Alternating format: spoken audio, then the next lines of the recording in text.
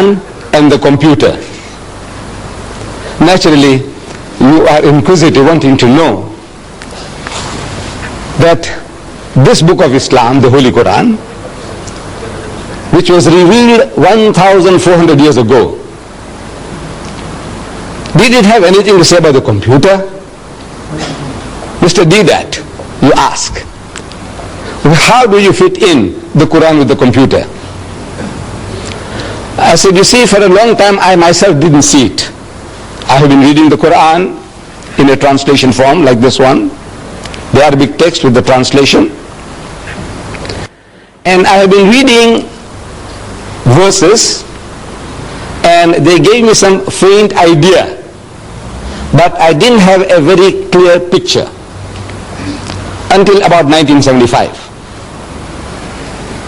How did it come about that I can see this relationship between the Quran and the computer? In 1975, I get a phone call from Zambia telling me that 8 tickets are waiting for me at the South African Airways. I must go and pick them up to visit Zambia on a lecture tour.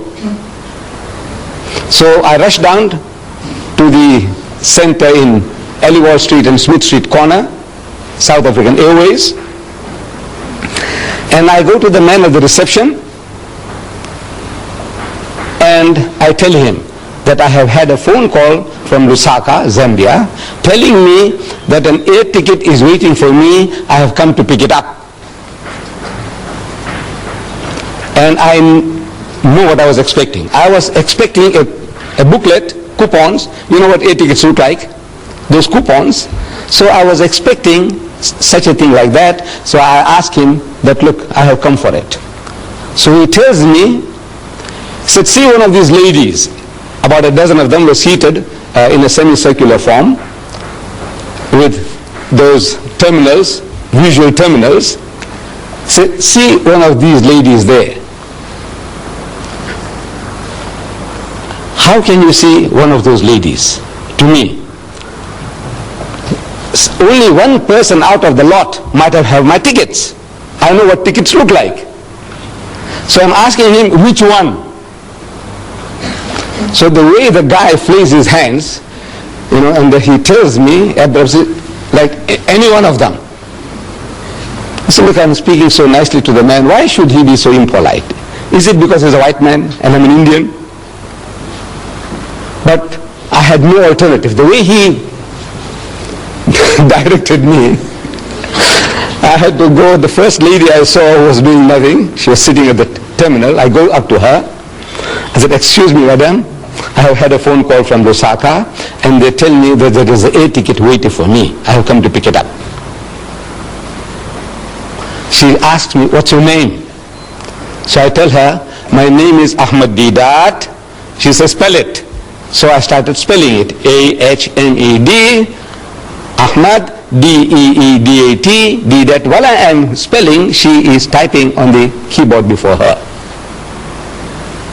She said, yes. In other words, that means she's got it. Yes, so what now? So I said, you see, I want to go from Durban to Johannesburg in the evening, on a Tuesday evening. What have you got for me? What arrangements? She said, well, there is one at 6 p.m. I said, right, that suits me fine. Can you book me on? She said, yes. It's done. So I tell her, you see, on Wednesday now, the next day, I want to reach Lusaka at 3 o'clock in the afternoon. That's what my hosts in Zambia told me. I must arrive there 3 o'clock in the afternoon. I want to be there at 3 o'clock. Now, what arrangements can you make for that? So she typed again on the keyboard. And she's asking me, do you want to go through Maputo or through Gaborone? I said, look, it doesn't matter as long as I'm in Lusaka at 3 p.m. So she types again, and she said, you see, you are booked on Zambian Airlines, and the other plane, to transfer this ticket to another thing, we have to contact Zambian Airlines. And there is a national holiday in Zambia today, so we can't contact Zambian Airlines. So please come tomorrow. And you can imagine my disappointment walking from near the Mosque Madrasa Arcade to Smith Street and expecting the ticket in my hands, that it was almost within my reach but not within my grasp. Disappointed. Come tomorrow. So I'm asking the lady, I says, Madam, where did you get all this information from? So she tells me this is from the head computer in Johannesburg. I said, you know, when you were trying to book me in at the 6 o'clock flight, suppose there was only one seat left and there were more than one of these terminals might have been trying to get the ticket. What happens then? He said, no, the first one within the second, he gets ahead, he gets a ticket and the rest is blank. How does this happen? He said, you see, every computer in the country which is connected to the head computer has access to that knowledge. The head computer in Johannesburg. Everyone with this terminal has access to that. I said, I see. And I came out, walking back to my offices in Madrasa Arcade. While I'm walking back, the thought occurs to me that this is how this Quran was revealed. This Quran. And verse from the Quran, from the 85th chapter, the last verses 21 and 23, the last verses, tells me, بَلْ هُوَ قُرْآنٌ مَجِيدٌ فِي لَوْحٍ مَحْفُوظٍ, that nay, this is inscribed in the glorious Quran from a tablet preserved. From a preserved tablet. Now, if you have a volume like this, and if you want to know what the Quran says about the Quran, you open, just like in a dictionary, in Q, and just like in the index, Q, it will tell you everything the Quran says about the Quran. I'll give you examples.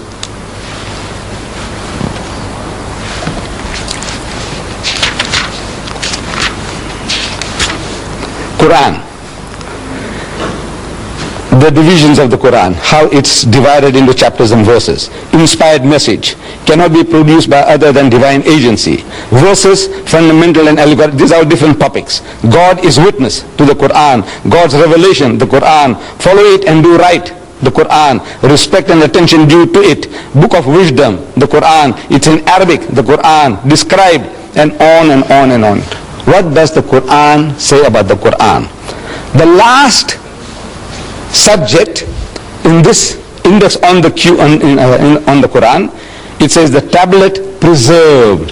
The tablet, this, when you have it, you'll be able to see it with your own eyes. It says tablet preserved, chapter 85, verses 21, 22. I read it to you. So the picture comes to me, this is how it happened. See, the whole picture comes along, the history of Muhammad, that he was in Medina, I have been reading, and a Christian deputation had come from Najran, an outskirt of Yemen. They had heard that another Arab now, he's claiming to be in communion with God, he's claiming to be a prophet. So these Christians, they said, let's go and see this another Arab, and we will question him, cross-examine him, wanting to know what does he know about religion. So they come to Medina and they are housed in the mosque of the Prophet. They sleep in the mosque, they eat in the mosque, and they have a dialogue in the mosque for 3 days and 3 nights. It's going on. During the course of that discussion, the spokesman for the Christian is posing the question, among so many other things. He said, all right, now tell us, O Muhammad, what is your concept of God? And Muhammad, according to tradition, he doesn't just start answering. He, so to say, presses his spiritual buttons. There were no buttons to press. But I said, so to say, he presses his spiritual buttons, trying to commune with God. He said, oh my Lord, what shall I say? What shall I say? He could have made a case, like we do. At times when we are asked questions, we have no ready answers, so what do?